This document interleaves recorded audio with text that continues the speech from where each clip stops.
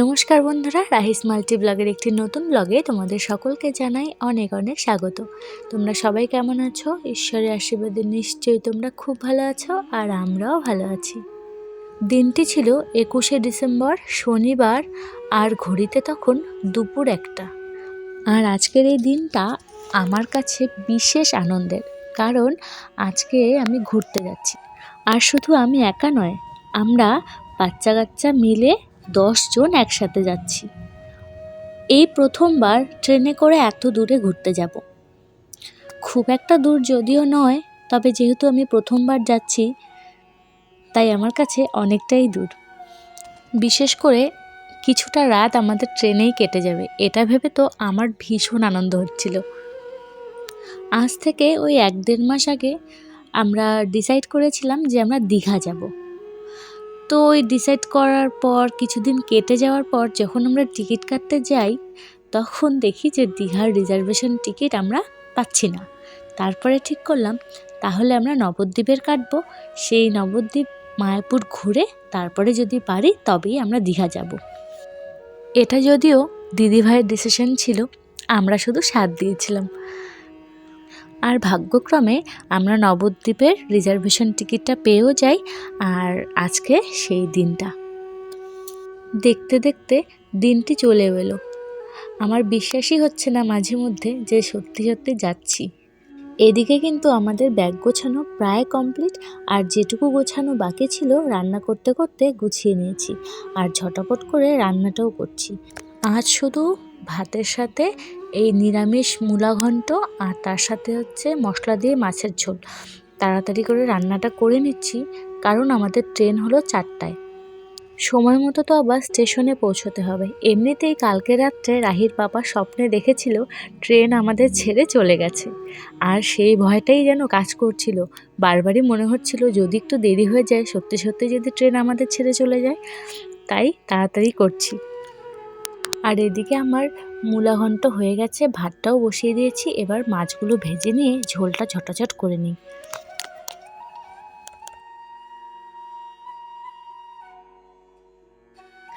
আর এই যে দেখো, কালকে রাত্রে আমি সব কিছু এইভাবে বের করে নিয়ে গোছাচ্ছিলাম। তারপরে তো আমি গোছাতে পারিনি, কারণ জামা কাপড় গোছাতে আমার বেশ একটা বিরক্ত লাগে। তো সেই জন্য বাকি কাজটা আমি শুধু বের করে দিয়েছি, বাকি কাজটা রাহির পাপাই করেছে। ব্যাস, খাওয়া দাওয়া করে চলে এলাম স্টেশনে। আমরা যখন স্টেশনে এলাম তখন ঘড়িতে 3:30, আর এখন 3:40। এই যে সবাই ব্যাগপত্র নিয়ে বসে আছে, আর আমাদের সাথে মানে আমরা কে কে যাচ্ছি, আমার 2 ননাস আর ননদ, তাদের জামাইরা, আর আমি ও মাম্মা, আর আমার ননাসের মেয়ে, আর তার সাথে আমার কাকা শ্বশুরের ছেলে এবং কাকা শ্বশুরের মেয়ে। মোট আমরা 10 জন যাচ্ছি। আর আমাদের সাথে সাথে চলো বন্ধু, তোমাদেরকেও নিয়ে যাই। আমাদের থেকে আমাদের ব্যাগপত্রই বেশি। একেই তো শীতের সময়, তার মধ্যে বাচ্চা কাচ্চা সবার মিলে এক একজনে 2টো করে ব্যাগ। আমরা কেন এত হাসাহাসি করছি বলো তো? ওই একটা রিলস বানাতে চেষ্টা করছিলাম সবাই মিলে। আমরা ময়নাগুড়ি স্টেশন থেকে যাচ্ছি কামরূপ এক্সপ্রেসে। তো দেখাচ্ছে আরও 10 মিনিট লেট হবে। ততক্ষণে একটু বসি, ট্রেন আসুক। আর দেখতে দেখতে কিন্তু ট্রেনটা দেখা যাচ্ছে। আর এখন বাজে 4:23।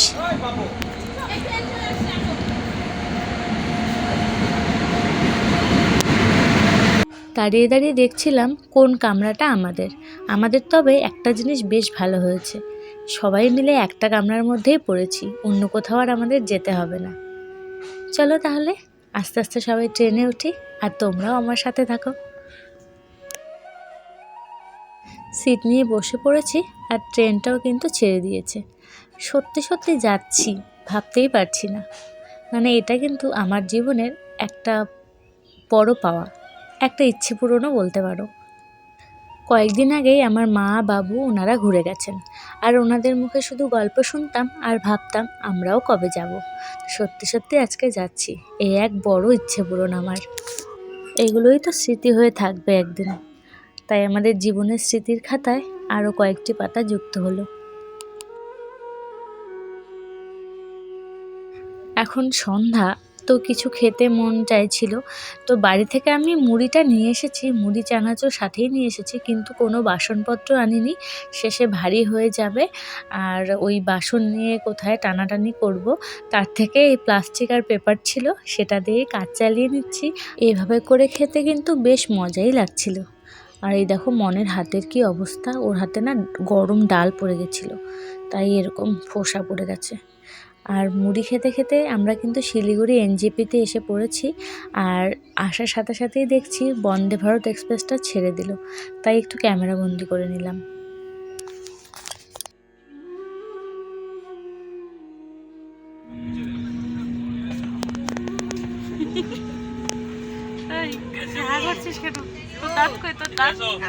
এখন রাত 10টা, আমরা নামবো মোটামুটি 2টো থেকে 2:30টার মধ্যে নবদ্বীপ স্টেশনে।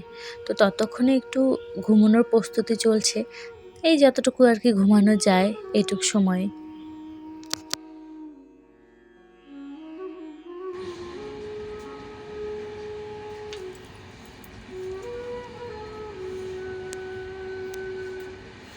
চোখগুলো জ্বলতেছে আমার।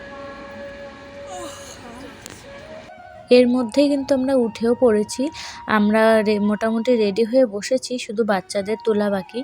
রাতে তো সেভাবে ঘুমোতেও পারিনি, ওই একটাই টেনশন কখন স্টেশন আসে, কখন নামবো।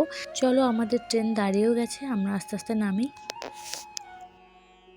খুব তাড়াতাড়ি আমরা পৌঁছে গেছি, আমরা যখন নেমেছি তখন 2:15।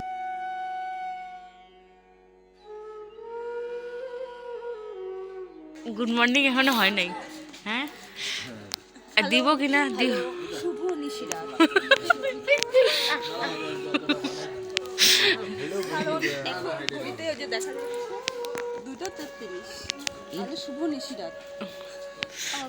দিদিভাই ঠিকই বলেছে, এখন নিশিরাতই, তাই শুভ নিশিরাত।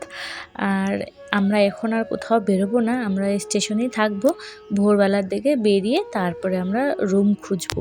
একেবারে কনকনে ঠান্ডা হাওয়া, আমরা সবাই একসাথে জড়সড় হয়ে করে বসেছি, আর এর মধ্যে পেয়ে গেলাম গরম গরম চা, আর এই চাটা খেয়েই আমরা বেরিয়ে পড়বো স্টেশন থেকে।